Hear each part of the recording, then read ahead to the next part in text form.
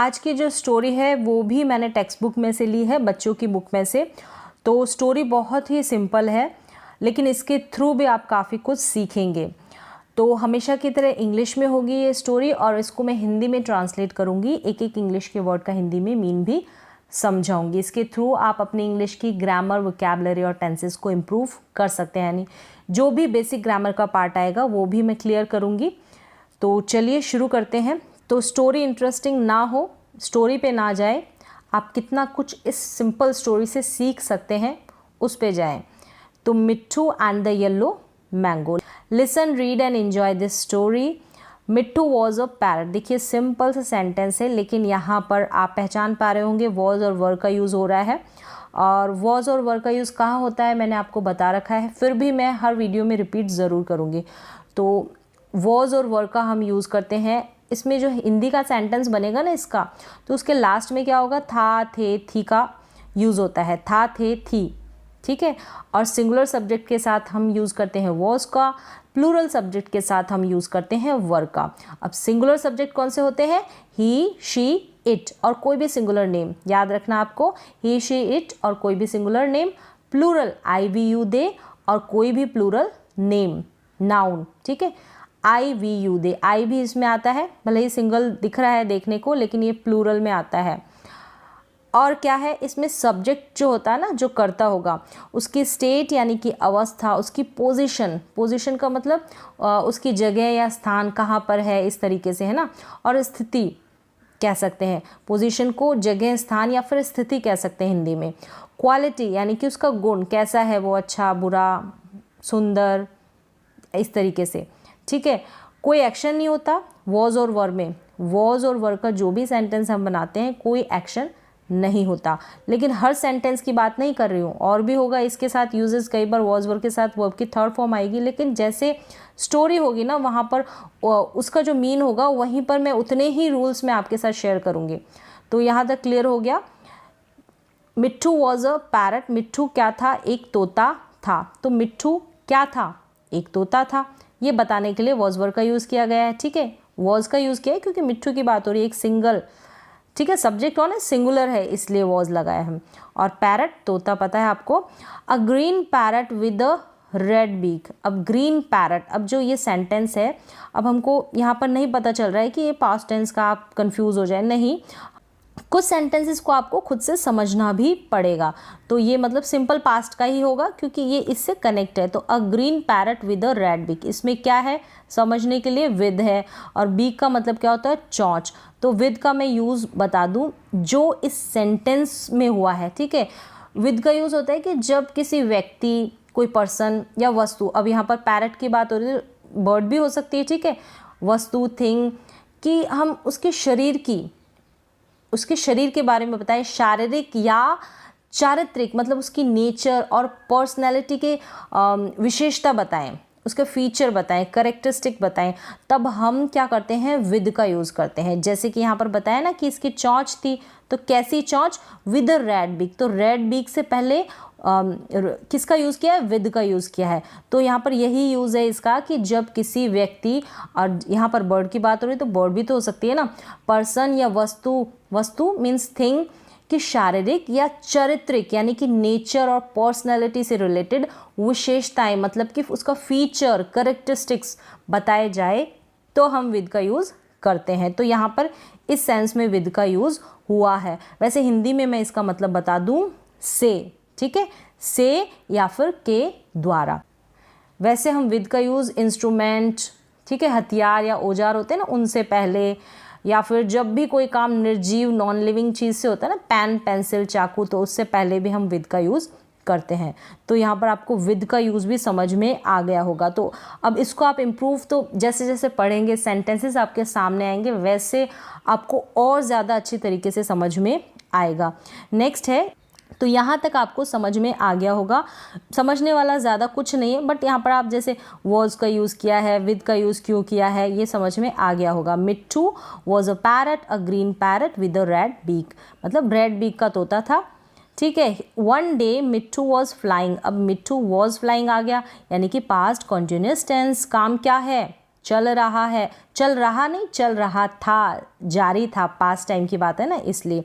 तो was flying, ठीक है। One day Mittu was flying, Mittu क्या कर रहा था, एक दिन उड़ रहा था। तो आप इस तरीके से हिंदी तो बना सकते हैं इसकी, ठीक है। ही लव टू फ्लाई। अब इस सेंटेंस में आपको बताऊंगी लव्ड का मतलब। ही लव टू फ्लाई, लव्ड का मतलब क्या है, वर्ब है, वर्ब की सेकंड फॉर्म है। पसंद करना, पसंद क्या, बहुत ज़्यादा, ठीक है, बहुत पसंद करना या बहुत चाहना। क्या पसंद था उसे, बहुत, तो यहाँ पर हो गया ना पसंद था, लव्ड का mean. He love to fly, क्या पसंद था उसको, टू फ्लाई यानी कि उड़ना, ठीक है, उड़ना पसंद था।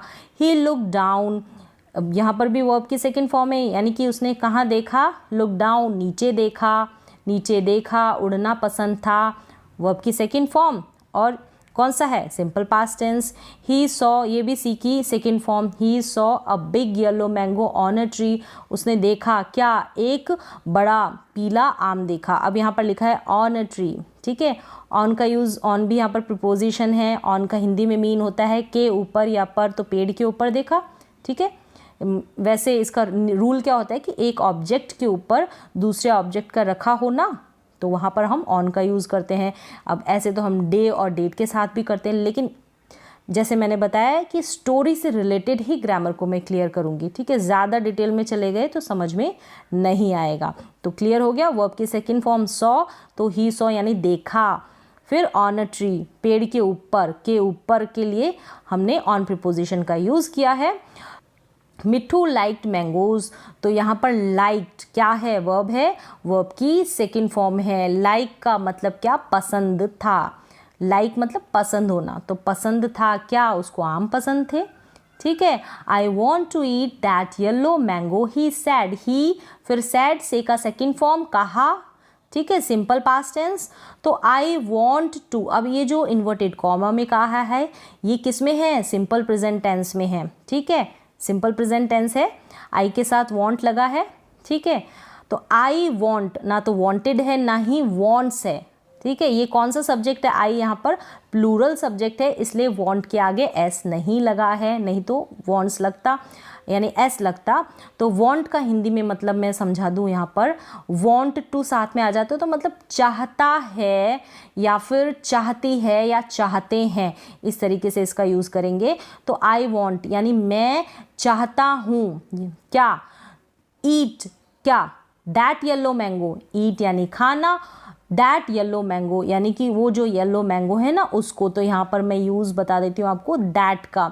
सेंटेंस में सब्जेक्ट या जो भी ऑब्जेक्ट की बात की जाए वो दूर हो और सिंगुलर हो, तब हम दैट का यूज़ करते हैं। तो दैट मैंगो यहाँ पर दूर है और एक अकेला मैंगो है, इसलिए दैट का यूज़ हुआ है।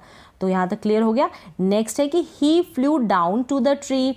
ही फ्लू, फ्लाई की सेकेंड फॉर्म, फ्लू डाउन यानी कि फ्लाई का मतलब, इसकी तीनों फॉर्म बताती हूँ मैं, फ्लाई, फ्लू, फ्लॉन। फ्लाई का मतलब उड़ना, फ्लू का मतलब उड़ा, ठीक है। डाउन कहाँ, नीचे उड़ा। अब यहाँ पर देखिए आप ही का यूज़ किया है पैरट के लिए, ठीक है। फ्लू डाउन थोड़ा ऊपर होगा, फिर वहाँ पेड़ की तरफ गया ना, तो वो डायरेक्शन को इंडिकेट कर रहा है, टू यहाँ पर प्रीपोजिशन, ठीक है। काव काव गो अवे, गो अवे का मतलब चले जाओ या फिर भाग जाओ, ठीक है। दिस इज़ माई ट्री, यह मेरा ट्री है, इसका मतलब यहाँ पर है, ये सिंपल पास्ट टेंस है। सेड अ वॉइस, अब वॉइस मतलब सेड यानी कहा, अ वॉइस एक आवाज़ ने, तो आवाज़ तो किसकी थी, मिट्ठू लुक्ड अप, कौवे की ही थी। काव काव बोला ना इसने, तो मिट्ठू लुक्ड अप, मिट्ठू ने क्या किया, ऊपर देखा, ठीक है, वर्ब की सेकंड फॉर्म है, ऊपर देखा क्या। ही सॉ देखा, सी की second form, he saw a big black crow, क्या देखा उसने, एक बड़ा काला कौवा। काव काव गो गो, आवाज़ करते करते बोला कि जाओ जाओ। द क्रो शाउटेड, क्रो ने क्या किया, वर्ब की सेकंड फॉर्म शाउट, तो शाउटेड यानी कि वो चिल्लाया। He had a very loud voice, उसकी आवाज़ लाउड थी, तेज़ थी। हैड यहाँ पर पोजीशन को दिखा रहा है कि उसकी आवाज़ कैसी थी, वो बता रहा है, पोजीशन अधिकार को दिखाने के लिए, ठीक है। मिट्ठू वॉज, मिट्ठू था, क्या था, अफ्रेड ऑफ, तो यहाँ पर ये अफ्रेड ऑफ है ना, फिक्स प्रीपोजिशन है, इसका मतलब है किसी से डरा हुआ, किसी यानी डरा होना किसी से डरा, किससे डरा था, द क्रो से, कौवे से। ही फ्लू अवे, तो फ्लाई के सेकेंड फॉर्म है फ्लू, क्या है सेकेंड फॉर्म, तो फ्लाई अवे का मतलब होता है उड़ जाना, तो यहाँ पर फ्लू अवे है यानी कि उड़ गया, ठीक है। और अफ्रेड ऑफ का मतलब क्या होता है, किसी से डरा होना, किसी व्यक्ति से, किसी भी इंसान से डरे हुए होते हैं तब हम अफ्रेड ऑफ का यूज़ करते हैं। फिक्स्ड प्रीपोजिशन है ये, अफ्रेड के बाद ऑफ लगा है और उसके बाद क्या है द क्रो, जो कि एक नाउन है। नेक्स्ट है मिट्ठू सॉ अ रेड बैलून, मिट्ठू ने देखा अ रेड बैलून, एक लाल गुब्बारा, ठीक है। अब यहाँ पर सॉ सी की सेकेंड फॉर्म है वर्ब यानी V2 का यूज़ हुआ है, सिंपल पास्ट टेंस है। It was under a tree, it का यूज़ किया है बैलून के लिए, जैसे कि नॉन लिविंग थिंग के लिए हम इट का यूज़ करते हैं, तो यहाँ पर बैलून के लिए इट का यूज़ किया है। इट वॉज यानी था, बैलून कहाँ पर था, प्रीपोजिशन अंडर का यूज़ किया है, नीचे था, पेड़ के नीचे, ठीक है, अ ट्री एक पेड़ के नीचे। He had an idea, had का मैंने बार बार आपको यूज़ बताया है, फिर भी मैं रिपीट करती हूँ। हैड का यूज़ मतलब हम पोजेशन के लिए, हमारे पास पास्ट में क्या था उसके लिए हम हैड का यूज़ करते हैं। हैज़ हैव की पास्ट फॉर्म है हैड, ठीक है। हैज़ हैव का यूज़ करते हैं प्रेजेंट में जो भी हमारे पास होता है, हैड यानी पास्ट में जो भी हमारे पास होता है। हैड का यूज़ हम खाने के लिए करते हैं, ठीक है, लंच ब्रेकफास्ट, और जो भी हमारे मन में विचार आता है ना, आइडिया आता है, तो वहाँ पर हम हैड का यूज़ करते हैं। डाउट होता है तो हम हैड का यूज़ करते हैं। फीवर के लिए, फीवर था, पास्ट में है ये सब चीज़ें, ठीक है, फीवर था तो हम हैड का यूज़ करते हैं।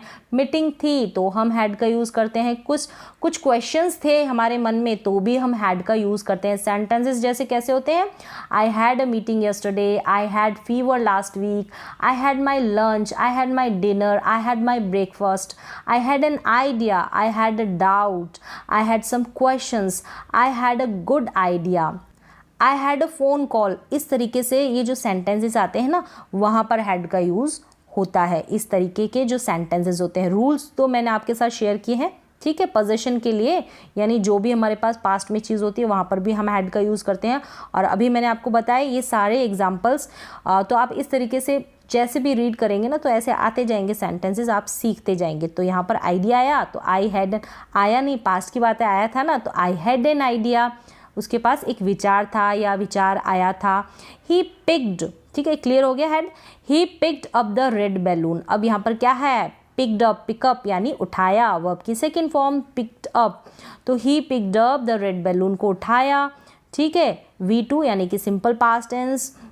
ही वॉज केयरफुल, केयरफुल का मतलब सावधान या चिंतित या कंसर्न होना, ठीक है, सावधानी से, तो ही वॉज केयरफुल था वो कि नॉट टू, क्या ना हो जाए, बर्स्ट ना हो जाए, बर्स्ट इट कौन है, बैलून, यानी कि बैलून क्या नहीं हो जाए, बर्स्ट ना हो जाए यानी फूट ना जाए, इसलिए वो केयरफुल था, ठीक है, चिंतित था या उसने सावधानी रख रखी थी।